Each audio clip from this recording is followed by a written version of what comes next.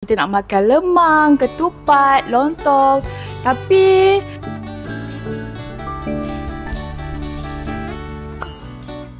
Hai, Assalamualaikum. Hari ini saya nak kongsikan 3 tips untuk jaga badan time raya. I tahu raya-raya ni kita excited sangat nak makan juadah yang banyak, tapi kita kena beringat. So, tips pertama, korang kena minum air masak yang mencukupi. Pengambilan air dapat juga untuk mengurangkan selera makan kita. Kurangkan air manis tau. Yang kedua, korang kena jaga dan awasi pemakanan korang. Boleh nak makan lebih, tapi cukuplah memadai. Yang ketiga, kurangkan kelajuan mengunyah. Mengunyah secara perlahan untuk mengelakkan masalah penghadaman. Jangan makan laju-laju tau.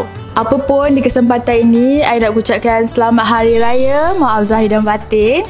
Dan jangan lupa check out kami punya promo tau.